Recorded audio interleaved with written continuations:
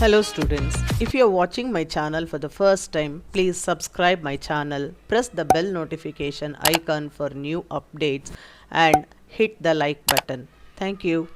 Hello students, today I am going to teach RC phase shift oscillator. You are seeing in this op amp the notch upwards. So left to the notch is pin number 1, 2, 3, 4, 5, 6, 7, 8. So like this only I need to insert in the zip socket here, lock it. Pin number 1, 2, 3, 4, 5, 6, 7, 8. I am using only these 8 pins. These pins are not connected. So I will use these pins to connect RC network. This side I will connect op amp inverting amplifier. So that later if I join, I will get the RC phase shift oscillator. This is RC phase shift oscillator. First I will construct this part. 3 capacitors connected in series. Then from each capacitor junction 3 more resistors we are connecting, but the other end of the resistors are connected together. This point we will join it to pin number 3 and connect it to ground. Then a single end of capacitor we will connect it to pin number 6. This connection where resistor and capacitor is there, this junction we connect it to this 1K. This is an inverting amplifier. Only the difference is instead of a constant resistance value, we can use potentiometer or DRB, decayed resistance box. Today I am using decayed resistance box. And finally pin number 6 to ground we connect the CRO. So this is the connection. I will just do this connection. First I will connect RC network. That is 3 capacitors. First I will connect it in series.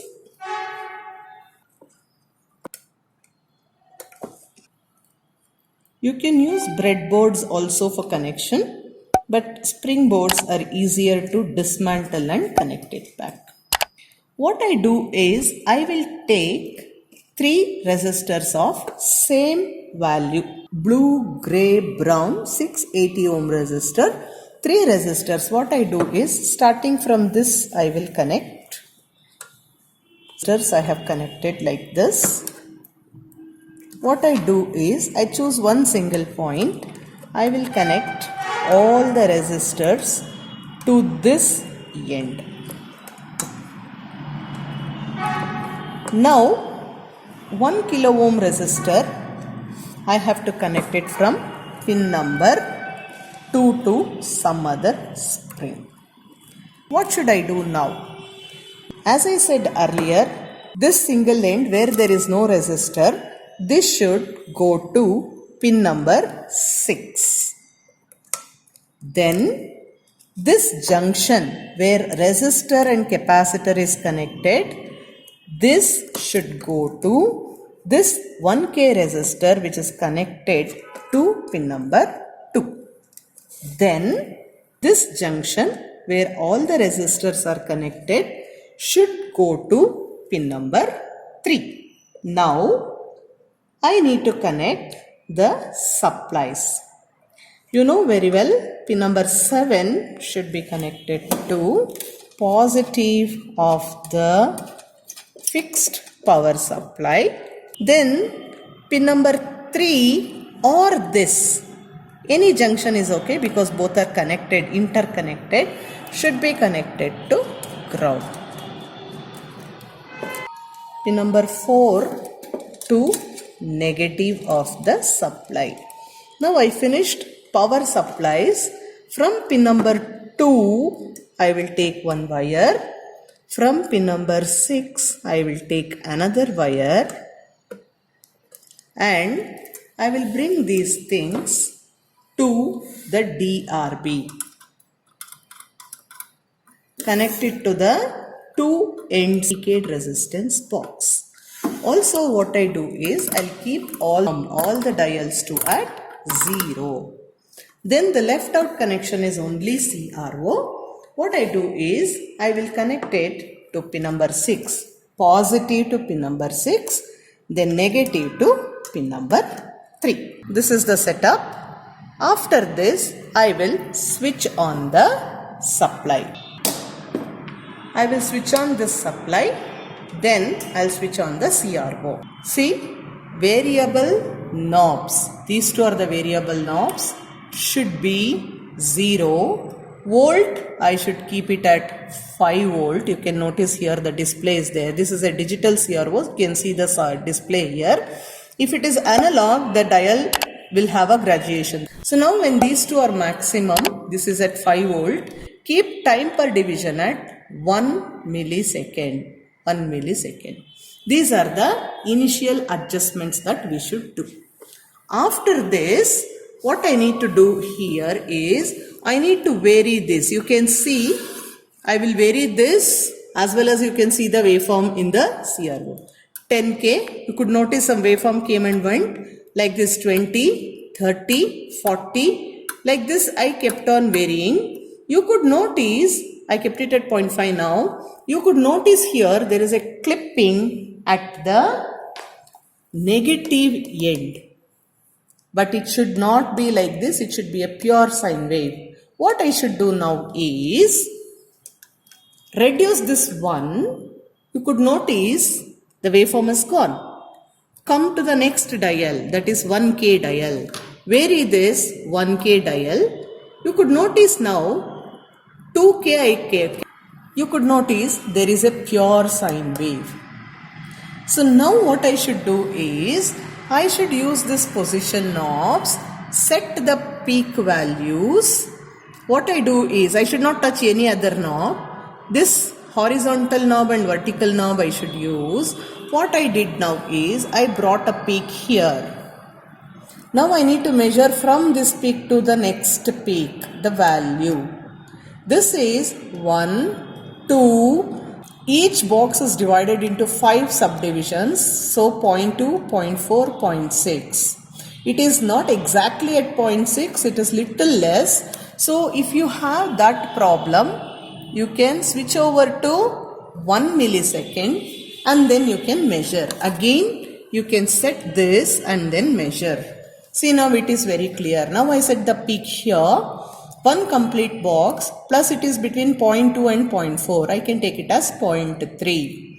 Now, the resistance was 680 and I was getting this as 1.3 into 1 millisecond. Millisecond is already there.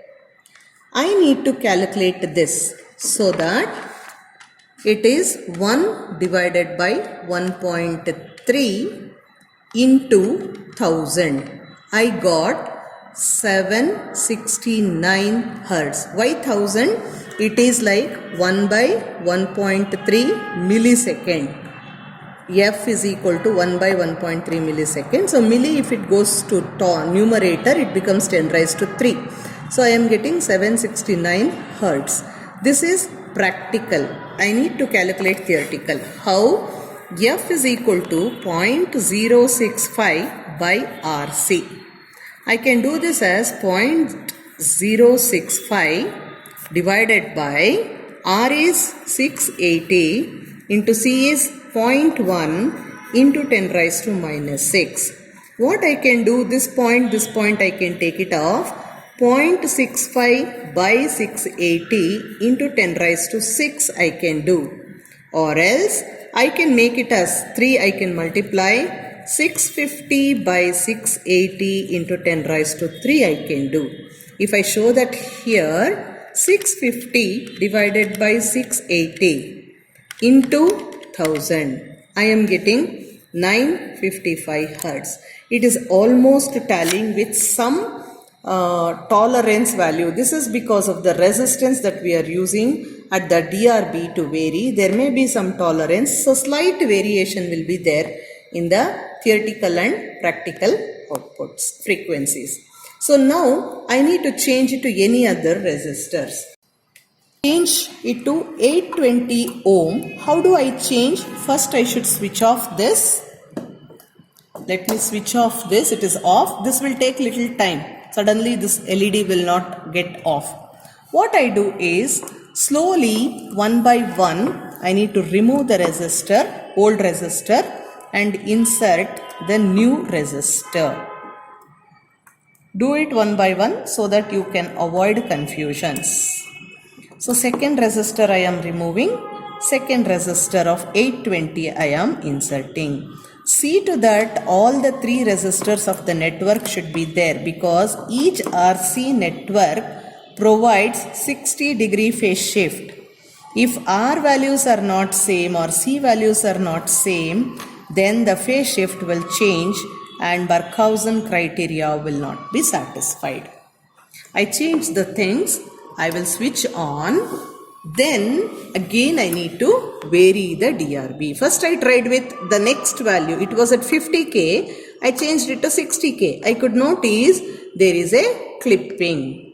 So what I do here is, again I go back to 50K, then I'll change here. See, within one shot it will get settled. Again I need to measure this. If it is possible, I can keep it at 1 millisecond, or I can even keep it at 0.5 millisecond. What is there is, you can just see how conveniently you can measure. Now what happens here? It is 1.5. So the distance is 1.5 and it is in 1 millisecond. So I can write this as 1.5 into 1 millisecond. On the similar note, if I do calculation, I will not write, I will just show you. 1 divided by 1.5 into 1000. I am getting 666 Hertz. On the same note, if I do, that is 650 divided by 820 into 1000. I am getting 792. You could notice there is a difference of almost 100 Hertz, that's all. So theoretical and practical frequencies are tallying. This is what you should do for the other two sets also. We can do number of trials. I have shown 2 trials like this. We can do n number of trials and compare theoretical frequency with practical frequency. Thank you.